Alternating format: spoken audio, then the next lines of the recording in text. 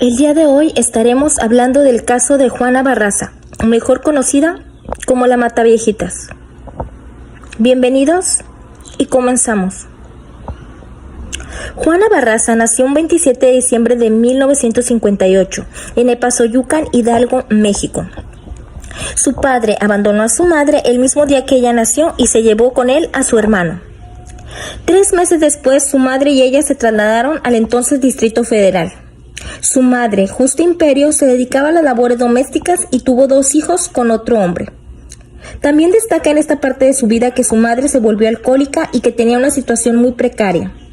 Juana tenía prohibido salir a la calle e ir a la escuela, ya que su madre consideraba que las mujeres no necesitaban estudiar para ser amas de casa. Diariamente, Barraza era agredida de forma física y verbal por su madre. Dichas agresiones eran desconocidas por su padrastro, la única persona a la que Juana consideraba su protector.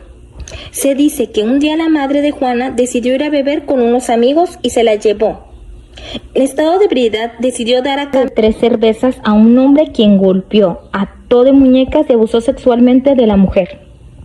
Tras esto, Juana quedó embarazada. Luego de 3 meses de haber dado a luz, fue rescatada por los hermanos de su padrastro. La madre de Barraza murió de cirrosis hepática cuando ella tenía apenas 18 años. Sin embargo, no tuvo ningún tipo de sentimiento más que rencor y odio. El momento más triste de su vida fue cuando su hijo José Enrique, de 24 años, murió asesinado en una riña. A los 30 años comenzó una carrera como luchadora profesional en el cuadrilátero, bajo el nombre de la Dama del Silencio. Sin embargo, en una de las luchas, la mujer se lesionó la columna y al acudir al médico, el especialista le dijo que podía quedar inválida de seguir en el deporte, por lo que decidió retirarse del cuadrilátero. Sin embargo, se empleó como promotora de la lucha libre. A partir del 2003, una serie de asesinatos de mujeres de la tercera edad en la Ciudad de México comenzó a preocupar a las autoridades capitalinas. Según algunos informes, se pensaba que quien asesinaba a las mujeres era una persona trans, pues quienes la habían visto la describían como alguien con una espalda muy ancha. Pero comencemos desde el principio. ¿Cómo fue que Juana Barraza comenzó a cometer esta serie de asesinatos? Un día, mientras veía la televisión, Juana escuchó a una política hablar de un programa del gobierno de la Ciudad de México. El mismo consistía en ofrecer beneficios económicos y asistencia médica a la población de la tercera edad. Vio en esto una buena oportunidad tras tener varios problemas económicos. Volvió a disfrazarse, esta vez no de la Dama del Silencio, sino de una enfermera. El 25 de noviembre del 2002 tocó el timbre de una residencia donde sabía vivía una mujer mayor. Su nombre era María de la Luz González Anaya. La mujer tenía 64 años y vivía sola. Juana se hizo pasar como parte del programa del gobierno y le dijo que la podía ayudar con los trámites para la ayuda médica que necesitaba.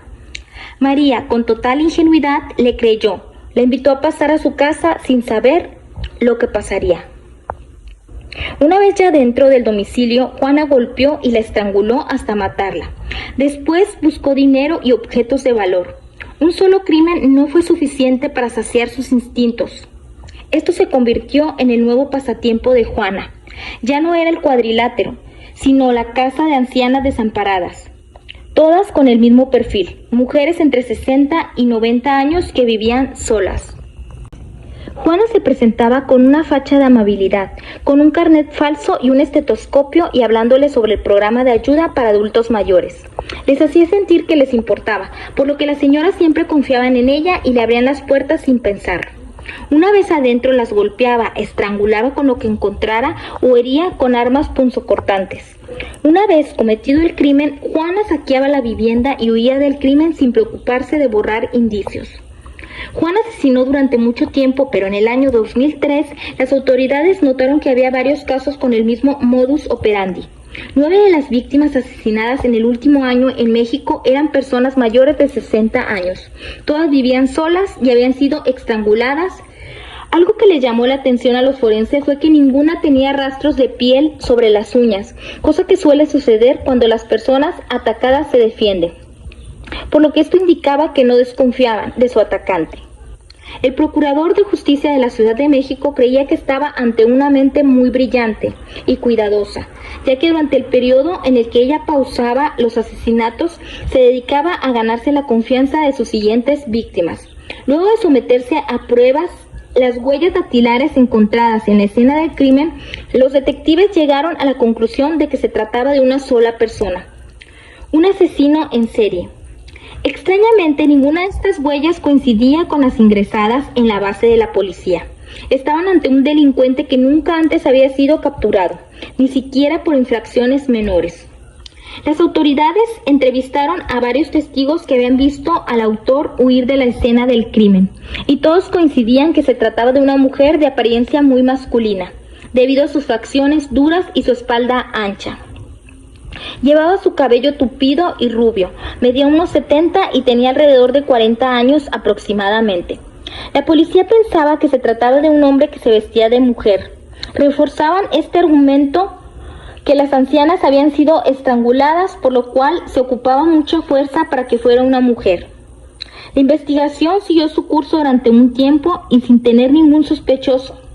Para mantener la calma y que no entraran en pánico, las autoridades ocultaron que un asesino en serie andaba suelto por la ciudad, pero en marzo del 2004, una mujer llamada María del Socorro Martínez fue encontrado sin vida en el interior de su domicilio, ubicado en la colonia Santa María La Ribera, con una media alrededor del cuello. El total de las víctimas ascendió a 13 en menos de un año, y la noticia inundó todo el país. La comunidad gay de la Ciudad de México levantó fuertes protestas en contra del gobierno porque los acusaban como posibles sospechosos solo por sus preferencias sexuales. En programas televisivos, los diarios y el periodismo en general le pusieron un apodo al asesino, el Mataviejitas. Presionados por la insistencia de los ciudadanos, las autoridades empezaron a capturar a todo sospechoso que se cruzaba. El primer sospechoso fue Alejandro Obando, un exconvicto quien habría ingresado al domicilio de una señora de 63 años para intentar abusarla. Tras varios forcejeos, intentó besarla, por lo que le mordió la lengua y el hombre huyó. Obando fue capturado por la policía, a pesar que sus huellas no coincidían con la de los anteriores crímenes y de que en ningún momento intentó asesinar a la señora. Las autoridades quisieron ponerle fin al caso y anunciaron que el asesino en serie estaba tras las rejas. Pero la lista de asesinatos seguía en aumento. Las autoridades estaban desesperadas por cerrar el caso. El 1 de abril de 2004 anunció una nueva detención. Se trataba de Araceli Vázquez García, una mujer de 39 años que se hacía pasar por enfermera del programa de la capital, para ingresar al domicilio de las ancianas y robar el dinero. La habían encontrado con un reloj y un anillo bastante costoso. Cuando realizaron las investigaciones, descubrió que pertenecía a una señora de 81 años que había sido asesinada tiempo atrás. Araceli aceptó más de 20 cargos por robos, pero se declaró inocente del asesinato de la anciana. Las autoridades, desesperadas por cerrar el caso y devolver la tranquilidad a la población, sin muchas pruebas la sentenciaron a 17 años y 7 meses de prisión. De nueva cuenta, los titulares decían que habían atrapado a la verdadera culpable, pero como era de esperarse, se encontraron más fallecidas. Una mujer llamada María del Carmen Cardona fue hallada en su domicilio estrangulada con el cable de una televisión, y Araceli fue automáticamente puesta en libertad, y la ineptitud de la policía quedó completamente expuesta. Pero las capturas no cesaron y detuvieron en septiembre de ese mismo año a Jorge Mario Tablas Silva, un hombre de 54 años. No tenía nada en su contra excepto el hecho que era alcohólico y consumía sustancias y tenía preferencias íntimas distintas. Los medios lo catalogaron como un hombre con ideas delirantes y que sufría depresión, y tenía tendencias a querer quitarse la vida. La dependencia lo señaló de asesinar mediante el estrangulamiento a María Amparo González Salcido en la unidad Modelo Iztapalapa en 1998. También le adjudicaron el fallecimiento de María Eugenia González Nogués, de 76 años de edad, en la colonia El Valle, que ocurrió en el año 2003. Fue sentenciado a 61 años, 9 meses de prisión. Las autoridades bajaron la guardia y un mes de la detención de Tablas Silva ocurrió un nuevo asesinato. Los vecinos de la colonia Tabacalera encontraron sin vida a Ana Reina Rentería, por lo que claramente el asesino se estaba riendo del gobierno, que no hacía más que cometer error tras error. El gobierno trató de excusarse diciendo que ya tenían al culpable y que los nuevos asesinatos habían sido perpetrados por imitadores, pero nadie creyó esto, por lo que la presión social aumentó y durante el año 2005 la Procuraduría General de Justicia decidió mejorar las investigaciones para encontrar al Mataviejitas, que sumaba ya 24 víctimas. Buscaron nuevas coincidencias en los casos que pudieran acercarse al verdadero asesino, y 3 de las ancianas poseían una copia de una pintura de 1888 llamada Niño con chaleco rojo, de Paul Cézanne. Esto les llamó mucho la atención, ya que varios testigos que habían visto huir al criminal señalaban que usaba una blusa roja. Otra observación era que las víctimas eran de origen español. A pesar de que estos datos eran interesantes, no aportaban nada en la búsqueda, por lo que le confeccionaron un retrato robot y un busto de arcilla, tomando en cuenta 140 retratos de testigos, por lo que fue presentado en una conferencia de prensa. La sociedad, lejos de ver como un avance, lo vio como un gasto innecesario para calmar la situación. La policía dispuso una red de prevención. Cientos de policías encubiertos se presentaron en las calles de la ciudad. La mayoría se presentó en parques, incluso le pagaban a ancianas para que se prestaran como carnada. Finalmente, los asesinatos cesaron. Las autoridades se tranquilizaron, pero era cuestión de tiempo para que volviera a atacar. Pero lejos de Juana estar preocupada, ella seguía su día a día con normalidad, y el 25 de enero del 2006, Juana se levantó y preparó desayuno para sus hijos. Y cuando se fueron a la escuela, la mujer salió a ofrecer sus servicios como empleada doméstica. Alrededor de las 11 de la mañana, Juana caminaba por la calle José Jasso en la colonia Moctezuma, cuando vio a una mujer de 84 años llamada Ana María de los Reyes Alfaro, que regresaba de hacer un mandado. Estaba encorvada por el peso de las bolsas, por lo cual Juana se ofreció a ayudarla y llevarla hasta su casa, por lo que la señora aceptó y la guió hasta su hogar.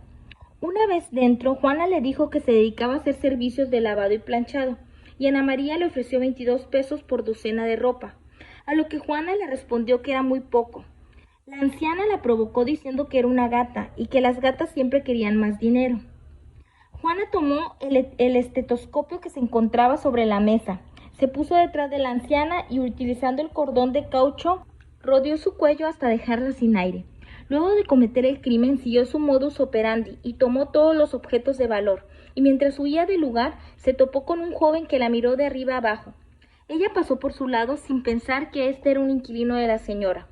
El hombre entró al edificio y vio que Ana María estaba sin vida en el piso de la cocina. Llamó de inmediato a la policía y describió al responsable. Los agentes identificaron que las características coincidían con el busto realizado hace meses atrás. Las alarmas se encendieron y persiguieron a Juana durante un rato hasta que lograron capturarla. Una vez detenida, le tomaron las huellas dactilares y para sorpresa de todos, estas coincidían en las encontradas en los crímenes. Y finalmente tenían en sus manos a la verdadera Mataviejitas. Juana confesó haber asesinado a Ana María y otras 3 mujeres, pero negó estar implicada en el resto de los casos.